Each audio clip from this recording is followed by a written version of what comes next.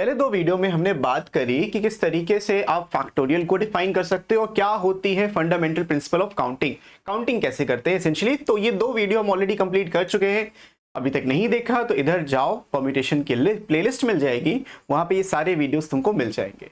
आज हम बात करने वाले हैं the basics of permutation and will find the difference between the permutation and combination. इस वीडियो में इस चीज को समझेंगे और पूरी एक्सरसाइज 7.3 को डिस्कस करेंगे, जिससे आपका ये वाला जो परम्यूटेशन का कॉन्सेप्ट है, बेसिक्स ऑफ परम्यूटेशन है, वो क्लियर हो जाएंगे।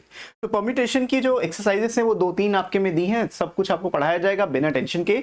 और ये वाला चैप्टर इन जनरल भी इंपॉर्टेंट है क्योंकि इसके बेसिस पे आप प्रोबेबिलिटी भी करोगे और आगे कई कॉम्पिटिटिव एग्जाम में इसकी हेल्प से आप बहुत जल्दी क्वेश्चंस को सॉल्व कर सकते हो। तो समझते हैं सबसे पहले क्या होता है परम्यूटेशंस। अब परम्यूटेशन को अगर एक सिंपल भाषा में या सिंपल वर्ड से अगर आपको रिलेट करना है तो आप बात कर सकते हो अरेंजमेंट्स की, चीजें किस तरीके से अरेंज हो सकती। मान लो तुम्हारे पास 3 लेटर्स थे। अब लेटर्स इसलिए ले रहे हैं ताकि समझाना आसान हो। लेट से ABC तुमने ले लिया। अब मुझे इस ABC को अरेंज करना है, तो एक तो अरेंजमेंट खुद ये ABC ही है। एक अरेंजमेंट हो सकता है A को अपनी पोजीशन पे रखो, C और B में इंटरचेंज कर दो, फिर B को इधर रखो, A और C में A और C लिख दो, फिर BCA हो जाएगा, फिर C सबसे पहले आ गया, CAB बन जाएगा और CBA बन जाएगा। तो तुमने नोटिस किया यहाँ पे इन टोटल तुमको 6 चीजें मिल रही हैं या 6 डिफरेंट टाइप्स ऑफ अरेंजमेंट्स दिख रहे हैं। इन्हीं डिफरेंट टाइप्स ऑफ अरेंजमेंट को बोलोगे there are total 6 ways of arranging ABC या 3 लेटर वर्ड। आप इस तरीके से अरेंज करते हो। अब थोड़ा सा रिवाइंड करो और वापस जाओ पहले वीडियो पे, नहीं यहां से ना जाओ, सोचो, दिमाग लगाओ। अगर आपने पढ़ा है तो पहले वीडियो में हमने फैक्टोरियल नोटेशन पढ़ी थी, उसमें यह समझा था कि 3 फैक्टोरियल को हम 6 बोलते हैं। तो मैंने बताया था, मैंने आपको परम्यूटेशन में बताऊंगा कि इसका मीनिंग क्या होता है। तो अगर आप कभी भी n फैक्टोरियल लिखते हो, इसका मतलब होता है द नंबर ऑफ अरेंजमेंट्स, यानी परम्यूटेशंस भी आप बोल सकते हो, the number of arrangements of n different things. तो ये होता है बेसिक सा मीनिंग ऑफ परम्यूटेशंस, ठीक है ना। Number of arrangements of n different things, arrange करते हो n चीजों को। तो 3 चीजें थी, इनको अरेंज किया। ये जो 6 आ रहा है ये नंबर ऑफ वेज बता रहा है। तो इससे आपका एक क्वेश्चन और आंसर हो जाएगा कि 0 फैक्टोरियल 1 क्यों होता है। अब बात समझना बहुत ध्यान से। 0 फैक्टोरियल 1 इसलिए होता है कि देखो, काउंटिंग कर रहे हो, आपके पास कुछ भी नहीं है, लेकिन उस कुछ भी नहीं को आपको अरेंज करना है। आप कैसे अरेंज कर सकते हो? आप बोलोगे सर मैं अरेंज नहीं कर सकता। तो जो आपने आंसर दिया है कि मैं नहीं कर सकता, वो भी तो एक आंसर ही हुआ, और that is one way of arranging that you can not arrange. I know it's like counter intuitive to get your head around it, लेकिन एक बार अगर तुम समझ जाओ ये 0 फैक्टोरियल 1 तुमको बड़ा ब्यूटीफुल दिखेगा। तो ये होता है 0 फैक्टोरियल 1 क्यों होता है, उसका भी रीजन। अब परम्यूटेशंस में आपको देखो पढ़ना क्या है। बेसिकली आपको पढ़ना है when all objects are different. तो थ्योरम ये कहता है when you have n different things, आपके पास n डिफरेंट चीजें हैं, and you want to arrange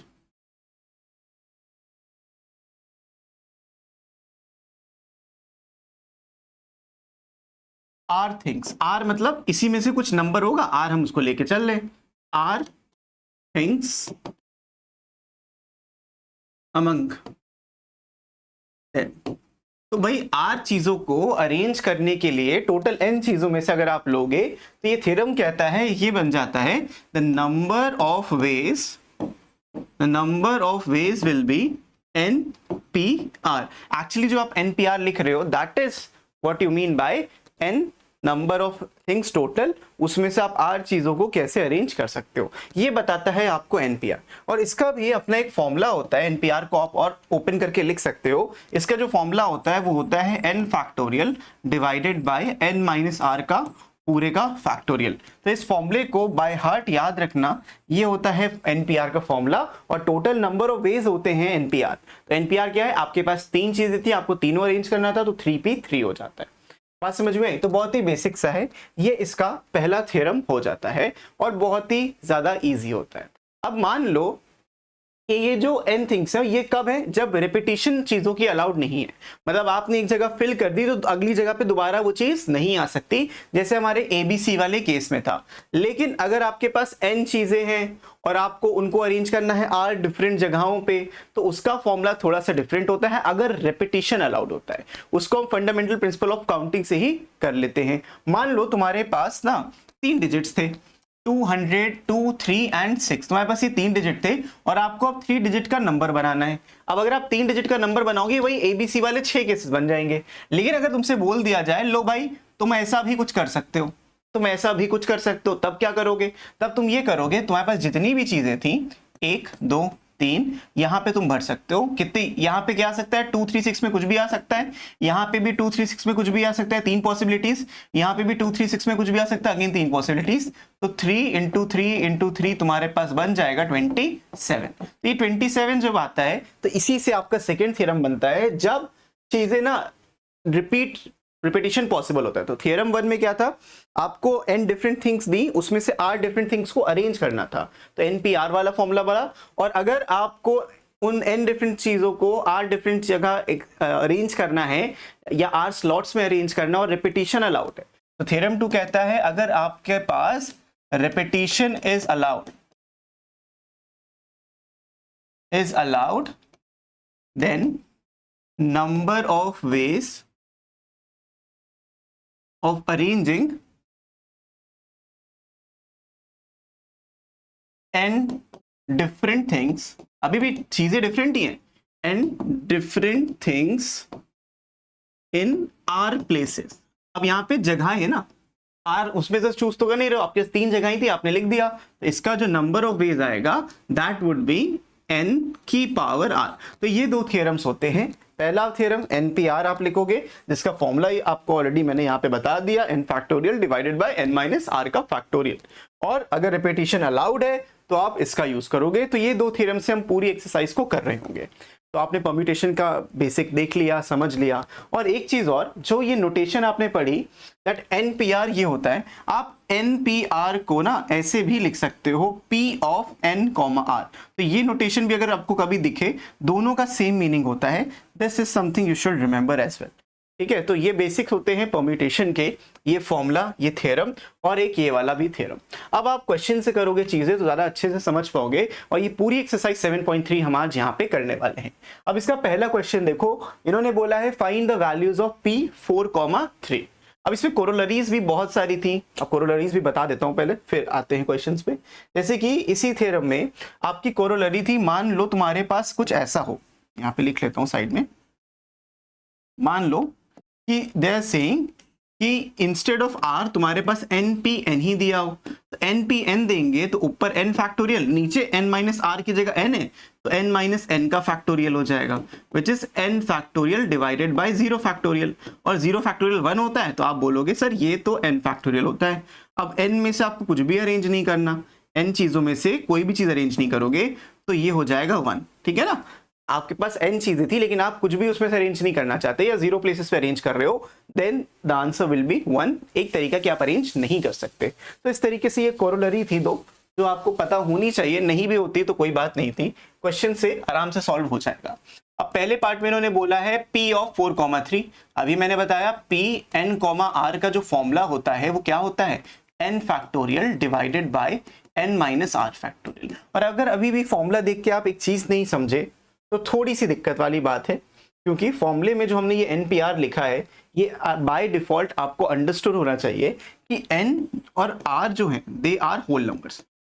n और r होल नंबर्स हैं, 0 हो सकता है r की वैल्यू बिल्कुल, और n should always be greater than equal to r। ये वाली बहुत ही ज्यादा इंपॉर्टेंट है। n की वैल्यू हमेशा r से बड़ी होगी, मतलब जब भी 2 नंबर्स आपको क्वेश्चन में दिए हैं, always remember the bigger number will be the value of n। इस तरीके से आपको चीजों को समझना है। n और r होल नंबर होंगे, n greater than equal to r होगा, ये होता है आपका फॉर्मूला। ये 2 कोरोलरी लिखी हुई है। कोरोलरी का मतलब क्या होता है, जो एक स्पेसिफिक कंडीशन पे आप फॉर्मूले से डायरेक्टली याद रख सकते हो, तो वो कोरोलरी कहलाता है। यहाँ पे आप डायरेक्टली देखो 4 और 3 दिया, आप 4 और 3 यहाँ पे फिल करोगे तो 4 फैक्टोरियल एंड 4 माइनस 3 का फैक्टोरियल। आंसर आ जाएगा इससे 4 फैक्टोरियल डिवाइडेड बाय 1 फैक्टोरियल जो होता है 24 and this will be your answer. पहला पार्ट सिंपल था, दूसरे पार्ट को देख लेते हैं। दूसरे पार्ट में बोला है P ऑफ 65, 2। अब अगर आप लिखोगे सेम फॉर्मूले में, देखो फॉर्मूला लिखा हुआ है 65 फैक्टोरियल डिवाइडेड बाय 65 माइनस 2 का factorial. When you further simplify it, 65 factorial divided by 63 factorial मिल जाएगा एंड यहां से मिल जाएगा 65 इंटू 64 इंटू 63 का फैक्टोरियल। डिनोमिनेटर में भी 63 का फैक्टोरियल था, ये कैंसिल आउट हो जाएगा। अब बच्चों देखो 65 का जो स्क्वायर होता है वो होता है आपका 25 7 6 42 4225। अब 4225 में से आप 65 को हटा दो, 25 इधर गया, 4225 में 4160 आ जाएगा, 4160। 4225 से 65 हटा दे 4160। कैलकुलेशन आप कैसे करते हो तुम्हारे ऊपर है, लेकिन ये इसका आंसर आ जाएगा। फिर 7 थर्ड पार्ट में बोला गया है 7P5, ऊपर वाला नंबर ऊपर रहेगा, नीचे आएगा इनका डिफरेंस 7 माइनस 5 का फैक्टोरियल। तो 7 फैक्टोरियल डिवाइडेड बाय 2 फैक्टोरियल। अब इसकी वैल्यू आपको ऑलरेडी पता होती है 5040 और ये 2 होता है, काट दोगे तो 2520। तो फाइनल आंसर विल बी 2520। ठीक है, अब लास्ट फोर्थ पार्ट, पहले क्वेश्चन का फोर्थ पार्ट 10P3 लिख रहे हो आप, तो 10 फैक्टोरियल डिवाइडेड बाय 10 माइनस 3 का फैक्टोरियल। 10 फैक्टोरियल आपका हो जाता है 10 इंटू 9 इंटू 8 इंटू 7 का फैक्टोरियल। 7 पे क्यों रुक गया, क्योंकि नीचे भी 7 आ रहा था, इसको काट दो, 8 9 से 72 और 7 20 बन जाएगा एंड यू आर डन। ये हो जाएगा आपका पहला क्वेश्चन। ठीक है, बेसिक है, कोई इतना डिफिकल्ट नहीं था, सिर्फ आपको फॉर्मूले में वैल्यूज। यहाँ पे प्रूविंग में थोड़ा सा दिक्कत हो सकती है आपको। Let's prove the first part पहले। तो फर्स्ट पार्ट में बोला गया है 10P3 ले लीजिए, ये बराबर होना चाहिए इसके 9P3 के। तो 10P3 को अगर आप सिंप्लीफाई करते हो तो आपको मिल जाएगा, पहले मैं LHS सिंप्लीफाई कर दे रहा हूँ, 10 factorial divided bye 10 minus 3 7 factorial, जो 10 इंटू 8 इंटू 9 होता है विच इज 720। ये LHS से मिल गया। अब RHS को आप सिंप्लीफाई करोगे सेम लॉजिक से, तो 9P3 plus 3 into 9 times P2। Okay, ये थोड़ा सा मिसप्रिंट हो गया, 9P3, ये 9 जो है ना सुपरस्क्रिप्ट में हो रहा है, 9P3 3 इंटू 9P2 ऐसा कुछ होना चाहिए। 9P3 plus 3 times 9P2। अब 9P3 को कैलकुलेट करोगे तो 9 factorial, 9 minus 3 6 factorial plus 3 into, यहाँ पे भी सिंप्लीफाई करोगे तो 9 फैक्टोरियल डिवाइडेड बाय 7 फैक्टोरियल आ जाएगा, क्योंकि 9 माइनस 2 7 होता है। अब इसको फर्दर सिंप्लीफाई करोगे, मैं 9 factorial divided by 6 factorial common ले सकता हूँ, यहाँ मिल जाएगा 1 प्लस ये 1 बचा और यहाँ पे बचेगा 3/7। यहाँ से आपको मिल जाएगा 3/7, क्योंकि ये चीज़ मैंने बहुत आराम से फैक्टोरियल में आपको समझाई थी। अब 9 फैक्टोरियल को आप लिख सकते हो 9 इंटू 8 इंटू 7 इंटू 6 का फैक्टोरियल डिवाइडेड बाय 6 का फैक्टोरियल। यहाँ पे 10/7 आ जाएगा, 7 से 7 कैंसिल, 6 फैक्टोरियल से 6 फैक्टोरियल कैंसिल, 9 8 72 इंटू 10 720। तो LHS RHS बराबर आ गया और आपने ये प्रूव कर दिया। तो प्रूविंग इसी तरीके से करते हैं, LHS RHS को इक्वल करके। अब इसके सेकेंड पार्ट को आप देख लीजिए, इसमें बहुत डिफिकल्टी नहीं है। NPN आपको कैलकुलेट करना है, तो अभी मैंने आपको समझाया था ये कि n factorial divided by n minus n का फैक्टोरियल जो होता है डायरेक्टली n फैक्टोरियल। ये था LHS की वैल्यू। सेम चीज RHS में आप सॉल्व करोगे तो आपको मिल जाएगा 2 into n p times n minus 2, ऐसे सॉल्व करना है। तो यहां से 2 आ गया इंटू n का फैक्टोरियल डिवाइडेड बाय, इन दोनों का डिफरेंस होता है तो n minus of n minus 2, इस पूरे पे फैक्टोरियल लग जाता है। तो 2 इंटू n फैक्टोरियल, नीचे देखोगे इस n से n कट जाएगा, मैं एक बार पूरा लिख लेता हूं, तो कुछ ऐसा आपको मिल जा रहा है। तो ओवरऑल मिलेगा 2 into n factorial divided bye 2 factorial, n से n कट गया था तो 2 फैक्टोरियल 2 से कट जाएगा, आंसर आ जाएगा n फैक्टोरियल। तो RHS में भी n फैक्टोरियल है और LHS में भी आपका n फैक्टोरियल है। इसी बेसिस पे आप थर्ड वाला पार्ट भी कर सकते हो, ये है आपका होमवर्क। तो एक आध क्वेश्चन आपको होमवर्क में भी कर लेना चाहिए। बढ़ते हैं हम अब अगले क्वेश्चन पे, विच इज क्वेश्चन नंबर 3। इसमें बोला गया है आपको फाइंड करना है वैल्यू n की अगर ये रिलेशंस जो हैं वो ट्रू है तो n प्लस 1 P3, तो सिर्फ इक्वेट करना है। एक दो क्वेश्चन मैं आपके लिए करके दिखाता हूँ, पहला पार्ट और थर्ड पार्ट, और सेकेंड पार्ट अगेन आपका होमवर्क रहेगा। तो फर्स्ट पार्ट में बोला है n प्लस 1 P3, तो विल राइट n प्लस 1 का factorial divided by n plus 1 minus 3 का फैक्टोरियल, इन दोनों का डिफरेंस होता है, यहाँ पे मिल जाएगा n factorial divided by n minus 4 का फैक्टोरियल। अब इसको और फर्दर आप सिंप्लीफाई करोगे तो मिल जाएगा इधर से n plus 1 into n factorial divided by n minus 2 का फैक्टोरियल। यहाँ से ये n फैक्टोरियल आएगा और यहाँ से n माइनस 4 का फैक्टोरियल आएगा। इस स्टेप पे आप n फैक्टोरियल एलिमिनेट कर दोगे। अब सबसे इंपॉर्टेंट चीज ये समझना है कि इन दोनों में से बड़ा वाला नंबर कौन सा है। अब मैं आपको अगर 100 दे दूं और उससे बोलूंगा कि 2 मेरे को दे दो, तुम्हारे पास बचा 98, और अगर फिर से 100 दूं और 4 ले लूं तुम्हारे पास बचा 96। मतलब किसी नंबर में से अगर तुम बड़ा नंबर माइनस कर दोगे तो वो ओवरऑल नंबर छोटा हो जाएगा। तो यहाँ पे भी वही होगा, यानी ये बिगर क्वांटिटी है, ये स्मॉलर क्वांटिटी है। तो आप इसको लिख सकते हो n plus 1 divided by n minus 2 into n minus 3 into n minus 4 का फैक्टोरियल इक्वल्स टू, इधर 1 बचा, डिवाइडेड बाय n माइनस 4 का फैक्टोरियल। दोनों तरफ डिनोमिनेटर में है चीजें तो कैंसिल आउट हो जाएंगी। फिर यहां से मिलेगा n plus 1 divided by n minus 2 into n minus 3 equals to 1।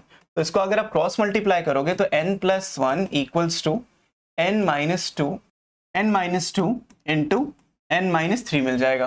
Further simplifying it you get n plus 1 n square minus का 5n और प्लस का 6, सब कुछ एक तरफ कर लीजिए। This implies n square minus का n उधर जाएगा तो 6n बन जाएगा और इधर प्लस में 5 होगा, दिस इज इक्वल्स टू 0।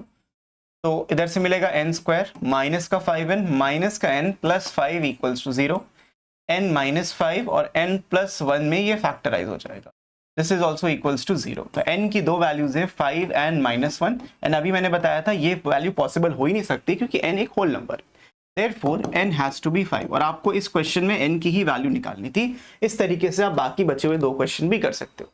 देखिए इसका थर्ड पार्ट मैं बताता हूँ और सेकेंड आपका होमवर्क है। इस थर्ड पार्ट में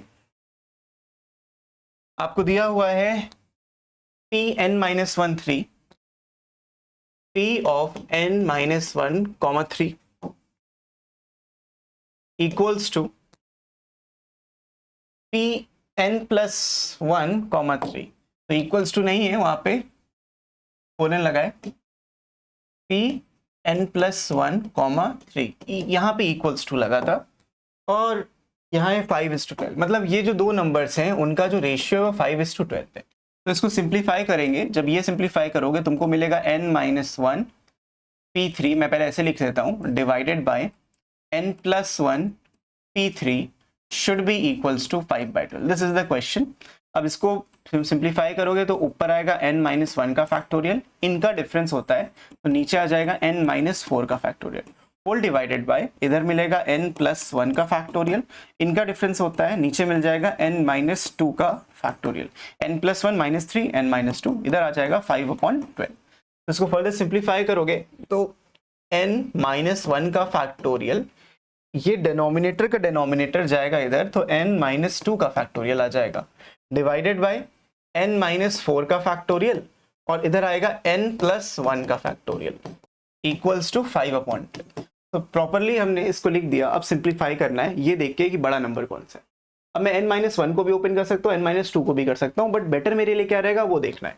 n माइनस 4 पे पहले कौन पहुंचेगा, n माइनस 2 पहुंचेगा, तो ना n माइनस 1 फैक्टोरियल को एज इट इज रहने देते हैं, इसको ओपन करते हैं तो n माइनस 2 आएगा, इससे छोटा n माइनस 3 होता है, इससे छोटा n माइनस 4 होता है, और डिनोमिनेटर में ऑलरेडी एक n माइनस 4 का फैक्टोरियल मौजूद था तो आपको वहीं पे रुक जाना, इससे आगे नहीं जाना। लेकिन इस n प्लस 1 को ओपन करोगे तो n प्लस 1 इससे छोटा n और इससे छोटा n माइनस 1 का फैक्टोरियल हो जाएगा, and this number is equals to 5/12। आपका मेन एम था फैक्टोरियल रिमूव करना, जो आपने इधर से भी कर दिया और इधर से भी कर दिया। अब यहाँ पे सिंप्लीफाई करोगे, ऊपर मिल जाएगा तुमको n स्क्वायर माइनस का 5n प्लस 6, नीचे मिल जाएगा n स्क्वायर प्लस का n is equals to 5/12। Hit and try से करना कर सकते हो, या सबसे बेस्ट है क्रॉस मल्टीप्लाई करके प्रॉपर्ली सॉल्व करो। you'll get 12n square minus 60n और प्लस में 72 is equals to 5n square plus में 5n। Take everything to the left side, 7n square, 5 इधर आएगा तो माइनस का 65n हो जाएगा और प्लस में हो जाएगा 72, दिस इज इक्वल्स टू 0। अब कहोगे सर 65 और 65 में अगर मैं 7 ऐड कर दूं तो 72 तो बन जाता है, लेकिन हमें वो नहीं बनाना। क्या ये नंबर 7 से डिवाइड हो सकता है कंप्लीटली? नहीं हो सकता, 65 तो डिविजिबल ही नहीं होता। तो क्या बचता है भाई, 72 भी नहीं हो सकता, कोई नंबर नहीं हो रहा, तो आपको एट द एंड चीज़ों को ब्रेक करना ही पड़ेगा। अब यहाँ पे फैक्टराइज करने की बारी जब आएगी तो फैक्टराइज कर लो या आप क्वाड्रेटिक फॉर्मूले से निकाल लो, जो आपको अच्छा लगे वो कर सकते हो। 5 and 12 n+1 3 n-1 3। क्वेश्चन बस एक बार चेक कर रहे थे। तो यहाँ पे फैक्टराइज होगा कैसे, तो मैं फैक्टराइज करना है 7 into 72 को। अगर मैं इसको और ब्रेक करूं मुझे मिल जाएगा 7 into 2 into 36, मतलब 6 into 6। तो वी गेट, देखो 7 6 56 और 56 and 12 आपको 67 मिल जाएगा। 67 तो नहीं आ रहा था, 5n ही आएगा, इधर मल्टीप्लाई करोगे तो n 12 6 माइनस 60n प्लस 72, सही है, 5n स्क्वायर जरा कि 7n स्क्वायर हो जाएगा। ओके, तो ये तो नहीं बन रहा, ये पॉजिटिव नंबर है, मतलब आपको दो नंबर्स को मल्टीप्लाई करना है वहां तक पहुंचने के लिए 7 into 72 पे, तो ये बन रहा है, तो इससे तो कुछ नहीं आया, तो फैक्टराइज तो ये होगा नहीं। तो सबसे बेटर क्या ऑप्शन है, क्वाड्रेटिक फॉर्मूला का यूज करिए और इसको सिंप्लीफाई कर लेते हैं। तो क्वाड्रेटिक फॉर्मूला का यहाँ पे यूज करोगे तो तुमको मिलेगा, अच्छा भाई, देखो माइनस होता है माइनस बी, यानी कि हो जाएगा 65, n will be equals to -65, तो वो प्लस हो गया, प्लस माइनस रूट में इसका स्क्वायर। अब देखो 65 का स्क्वायर तुम देखोगे तो तुमको मिलता है 4225 माइनस 4ac, तो 4 into 7 49 into 72, sorry 4 into 7 28 into 72, 72 into 28 आप मल्टीप्लाई कर लीजिए, 8 2 16, 8 7 56, 57 हो जाएगा, एंड ये हो जाएगा 4 and 14, तो 6 11 0 2, तो 2016 आपने इधर से माइनस करा और डिवाइड किससे करोगे, 2 into 7 से। तो फर्दर सिंप्लीफाई करने पे इसको मिल जाएगा आपको ये, further simplifying it will give you 65 plus minus root के अंदर 4225 में ये माइनस करोगे तो देखो इधर 9 आ जाएगा, 5 and 15, 12 - 1 ये 0 हो गया, 2 - 0 2 हो गया, एंड ये 2209। अब 2209 एक बहुत ही जाना पहचाना नंबर है, इसको आप बोलते हो 47 का स्क्वायर, तो प्लस माइनस 47 डिवाइडेड बाय 14, तो एक रूट आपको मिलेगा 65 प्लस 47 बाय 14 और एक रूट आपको मिलेगा 65 माइनस 47 डिवाइडेड बाय 14। यहां से माइनस करोगे तो exactly 18 divided 14 which is just 9/7, और इसको सिंप्लीफाई करोगे तो 7 and 2 10 112 112 डिवाइडेड बाय 14, यानी कि ये 8 आ गया, तो यहां से तुमको मिल गया 8। ये एक इंटीजर है, इसको आप हटा सकते हो क्योंकि इंटीजर वैल्यू नहीं है, ये एक इंटीजर आया, तो इस क्वेश्चन का जो आंसर हो जाएगा वो 8 हो जाएगा। अब हम बढ़ते हैं अगले क्वेश्चन की तरफ। नेक्स्ट क्वेश्चन में आपको बोला गया है यहाँ पे कि 6 कैंडिडेट्स हैं are called for interview to fill some vacant 6 candidates are called for interview to fill some vacant post in an office.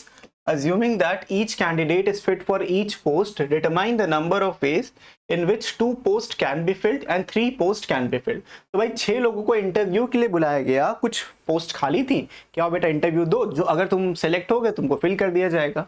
अब इन्होंने बोला assuming that each candidate is fit for each post, मतलब कि हर candidate को हर post पे fit है, लेकिन selection आपको करना है सिर्फ 2 पोस्ट के लिए। तो अगर पहले पार्ट की बात करो, आपके पास 2 वैकेंसीज खाली थी और इन्होंने बोला determine the number of ways in which 2 post can be fit.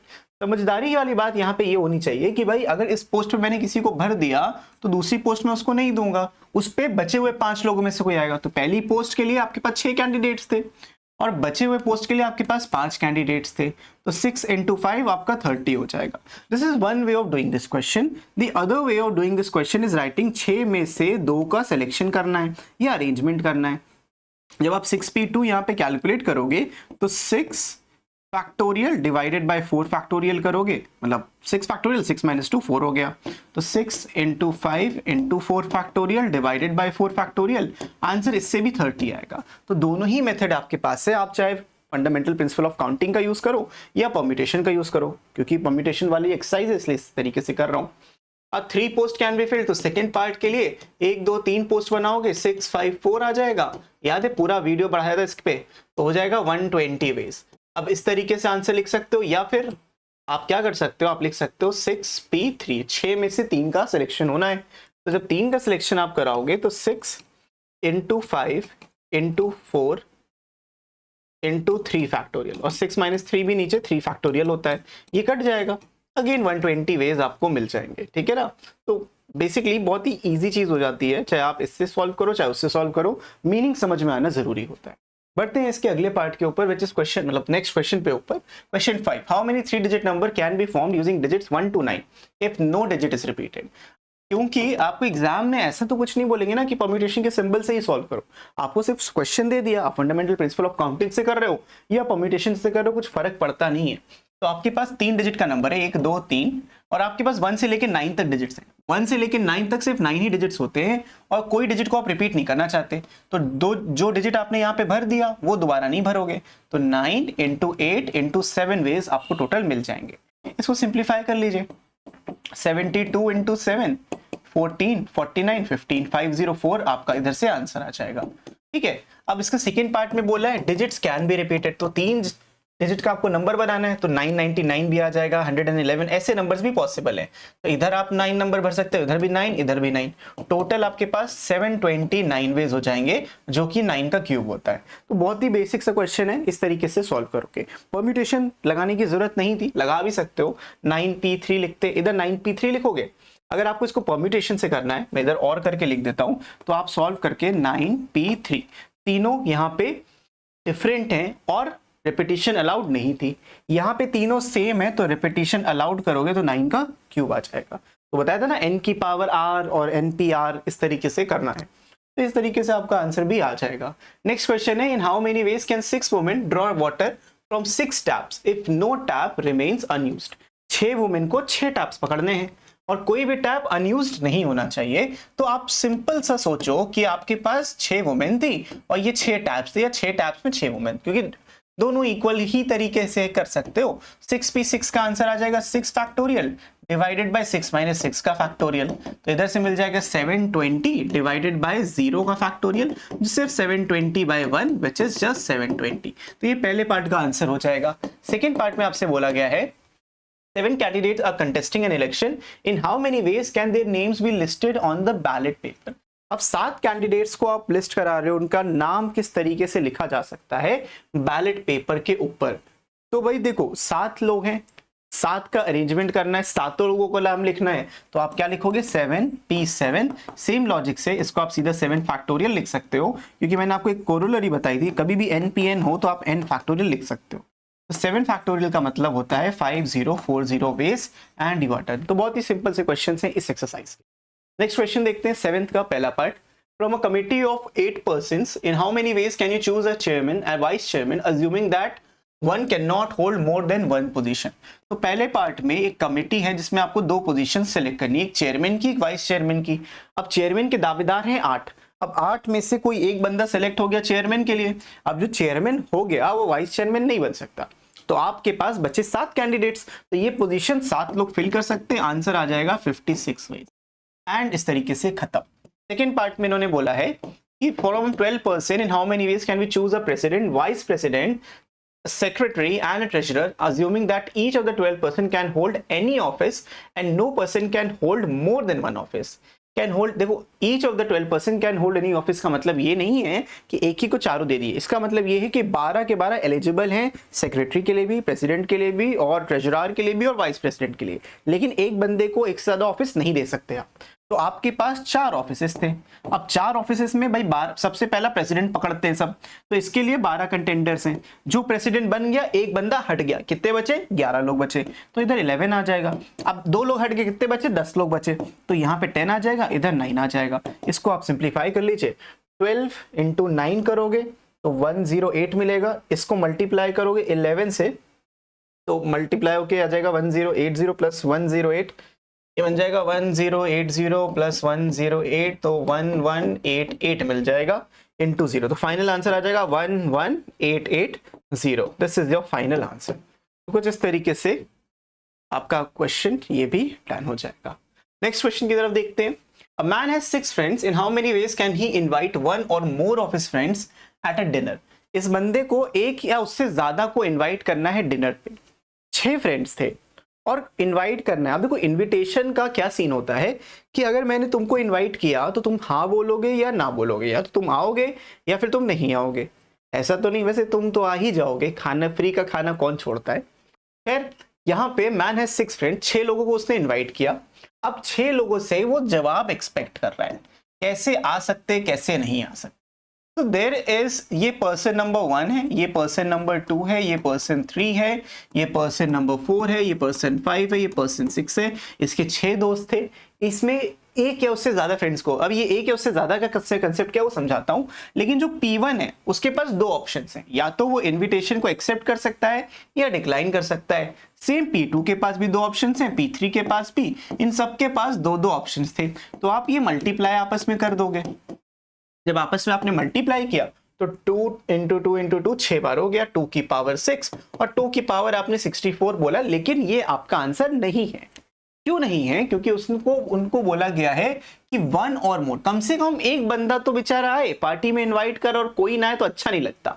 तो एक बंदा आएगा। इसमें ये 64 वे में एक वे वो भी होगा जहां पे सबने ना बोला होगा, करेक्ट। एक तरीका तो ऐसा भी होगा ना जिसने सबने ना बोल दिया हो। तो आपको क्या करना है, आपको करना है number of veg he can invite 1 और मोर पर्सन। तो आपका जो आंसर आएगा दैट वुड बी 64 - 1। आंसर हो गया 63। 63 का लॉजिक समझ में आया? ये 1 क्यों माइनस किया? ये 1 वो वाला केस था जिसमें कोई भी उसका दोस्त नहीं आ रहा था और बहुत बुरा लगता बेचारे को, इसीलिए मैंने -1 कर दिया। और क्वेश्चन में भी बोला था एक या उससे ज्यादा फ्रेंड्स को बुलाना था। ठीक, ये पहला पार्ट हो गया। Second part of the question भी सेम लॉजिक पे बेस्ड है। आपके पास 8 ट्रू फॉल्स क्वेश्चन है। How many sequences of answers are possible. बंदा ट्रू फॉल्स में एक तो टिक करेगा ही। इन्होंने ये नहीं बोला कि कोई क्वेश्चन खाली छोड़ना है, नहीं बोला। और अगर नहीं बोला तो अज्यूम करो कि नहीं छोड़ना है। तो सारे के सारे क्वेश्चन 8 के 8 क्वेश्चन उसको फिल करना है। देखो 8 सीक्वेंस थे, किसी का ट्रू किसी का फॉल्स भरा होगा, हो सकता है सभी का ट्रू भर दिया तो सभी का फॉल्स भर दिया। ये भी 2 सीक्वेंसेस हैं, एक ट्रू एक फॉल्स, ट्रू फॉल्स, ये भी एक sequence, true true false false true true true false, ऐसे बन जाएगा। तो नए सीक्वेंस नए उस पे आते रहेंगे। तो आप मल्टीप्लाई करोगे जैसे यहां पे किया तो आपको मिल जाएगा, आपके पास हर एक क्वेश्चन के लिए 2 आंसर थे। आपके पास हर एक क्वेश्चन के लिए 2 आंसर थे। आपके पास टोटल 8 क्वेश्चन थे, हर एक क्वेश्चन के लिए 2 आंसर और आपके पास 8 क्वेश्चंस थे। तो आपके पास टोटल जो चॉइसेस थी वो थी 256 वेज। तो ये है आपका फाइनल आंसर। ठीक है, इसमें कुछ भी -1 नहीं किया क्योंकि वो आंसर उसको तो देना ही था। इतने आंसर्स पॉसिबल थे, 256 टाइप के सीक्वेंसेस पॉसिबल थे। इन how many veg 3 different rings can be worn in 4 fingers with most 1 in each finger. भाई तुम्हारे पास 5 उंगलियां हैं लेकिन 4 में तुमको रिंग्स पहननी है। अब एक उंगली में एक ही रिंग आनी है और टोटल रिंग 3 है। उंगलियां 4 हैं लेकिन रिंग है 3, तो आपको 4 उंगलियों में 3 रिंग्स पहनानी है। तो तुम क्या करोगे, सिंपल सा जो कोई भी अच्छा बच्चा करेगा, 4P3, 4 उंगलियों में 3 रिंग्स को अरेंज कर देते हैं। तो अगर इसको सिंप्लीफाई करोगे आपको मिलेगा 4 फैक्टोरियल एंड 4 - 3 का फैक्टोरियल। तो आंसर आ जाएगा 4 फैक्टोरियल डिवाइडेड बाय 1 फैक्टोरियल, जो होता है 24 एंड योर टर्न। समझ में आया? कोई दिक्कत हो तो बिल्कुल बताना। अब यहाँ पे क्वेश्चन नंबर 10 में भी ये सेम क्वेश्चन 3 की तरह है, जहां पे आपको स्ट्रगल करना है और स्ट्रगल करते करते क्वेश्चन को सॉल्व करना है। इसमें से मैं एक आपको बता देता हूं, आर की आपको सिर्फ वैल्यू फाइंड करनी है, तो कोई भी बड़ी डील इसमें नहीं है। तो देखो पहले पार्ट में बोला गया है 5PR, मैं पहला और तीसरा पार्ट करता हूं, बाकी आप कर लेना। तो 5PR यानी कि 5 फैक्टोरियल डिवाइडेड बाय 5 - r का फैक्टोरियल, ठीक है, equals to 2 × 6 factorial divided by 6 - r + 1 हो जाएगा 7 - r का फैक्टोरियल। ये कुछ इस तरीके से दिखेगा। रिमेंबर ऐसा क्यों हो रहा है? क्योंकि आप जैसे डील कर रहे हो एक वैल्यू कम होती है, एक लेस होती है।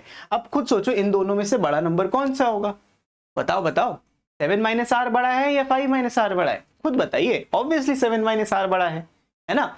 r को फिक्स रखना है। मानो r को मैंने 1 डाला, अब 1 में इधर भी 6 हो जाएगा और इधर 4 हो जाएगा, तो ये नंबर बड़ा हुआ ना टेक्निकली, तो जो बड़ा है उसको हम ओपन करेंगे। तो इधर 5 फैक्टोरियल लिखा रहने देंगे, ये आ जाएगा 5 माइनस आर का factorial equals to 2 into 6 into 5 factorial. इसको ओपन क्यों किया? क्योंकि कर सकते थे, डिवाइडेड बाय 7 माइनस आर तो लिखोगे ही लिखोगे, और 7 माइनस आर से छोटा क्या होता है, उससे एक लेस 6 माइनस आर, उससे एक और लेस 5 माइनस आर, एक एक कम कर रहे हो आप, तो यहाँ पे फैक्टोरियल आ गया, ये नंबर कट जाएगा, ये नंबर कट जाएगा। अब इस नंबर से कटने के बाद 5 फैक्टोरियल को भी काट दो, इसको भेज देंगे लेफ्ट साइड में, तो आपको मिल जाएगा 7 माइनस आर और 6 minus r is equals to 12। अब फर्दर इसको सिंप्लीफाई कर लीजिए, यहाँ पे 7 6 42 माइनस 7r माइनस का 6r और प्लस में r स्क्वायर इक्वल्स टू 12 मिल रहा है। तो इसको रीराइट करते हैं, r स्क्वायर माइनस का 13r, 12 माइनस करोगे तो 30 प्लस का आ जाएगा इक्वल्स टू 0। तो r स्क्वायर माइनस का 10r माइनस का 3r प्लस 30 इक्वल्स टू 0 हो गया। तो r minus 10 and minus 3 common लिया, r माइनस 10 इक्वल्स टू 0। यहाँ से r माइनस 10 आ जाएगा और r माइनस 3 भी आ जाएगा इक्वल्स टू 0 के। तो r की वैल्यू 3 भी है और 10 भी है, तो सर दोनों ही पॉसिबल होंगी ना? नहीं, क्यों नहीं दोनों पॉसिबल है? क्योंकि अगर आपने r को 10 डाला तो यहां पे तो रखोगे, तो 7 माइनस 10 नेगेटिव 3 का फैक्टोरियल कैसे निकालोगे? नहीं निकाल सकते, इसीलिए उस लॉजिक से आप इसको एलिमिनेट कर रहे हो। Therefore r has to be equal to 3। तो ये हो जाएगा आपका आंसर, और आप इस तरीके से सॉल्व कर सकते हो। अब सेम तरीके से मैं ऑलरेडी इसको क्वेश्चन को सॉल्व कर चुका हूं, तो जाओ थर्ड वाला क्वेश्चन देखो, उसी तरीके बेस्ड है। ओपनिंग बस याद रखना, आप बड़े वाले फैक्टोरियल को ओपन करोगे, एक एक लेस करके लिख दोगे, एंड दैट्स इट। इतना आसान होता है ये, ठीक है। अब बढ़ते हैं लास्ट क्वेश्चन पे of this video and this exercise as well, and इस क्वेश्चन को समझते हैं, फिर एक्सरसाइज 7.4 भी कर लेंगे। बहुत ही इजी छोटी सी एक्सरसाइज है। How many words can be formed using all the letters using each letter exactly once of the following words. अब यहाँ पे दिल्ली दिया है, तो पहले पार्ट में आपको लिखना है 5p5, पांचों अलग लेटर्स थे, यानी कि 5 फैक्टोरियल, आंसर होता है 120 और तुम्हारा खत्म क्वेश्चन। सेकेंड पार्ट में जयपुर 1 2 3 4 5 6, तो 6 के 6 अरेंज करने हैं, यानी कि 6 फैक्टोरियल जो होता है 720, दैट इज योर आंसर। फिर थर्ड पार्ट में आपके पास आ जाएगा हेक्सागन 1 2 3 4 5 6 7, तो 7p7 जो होता है 7 factorial, and this is 5040, and फिर 1 2 3 4 5 6 7 और 8, यानी कि फोर्थ पार्ट में दे आर सेइंग 8 में से 8 को अरेंज कर दो, तो 8 फैक्टोरियल हो जाएगा, which is 40,320, and this is your answer, and this is your answer. इसी के साथ आपने को 11th क्वेश्चन तो कितना आराम से जल्दी से खत्म कर दिया बिना किसी दिक्कत के। आई होप आपको ये क्वेश्चन भी अच्छे से समझ में आ गया होगा। और इस पीडीएफ के लिए कहाँ जाना है? डिस्क्रिप्शन में जाना है, पहली लिंक डाउनलोड करो, ऐप पे जाओ, फ्री मटेरियल सेक्शन में पूरा मिल जाएगा आपको, ठीक है। तो बच्चों आज के लिए इतना ही करते हैं, मैं मिलता हूं आपसे नेक्स्ट वीडियो में। तब तक के लिए keep practising, keep learning, take care and bye bye.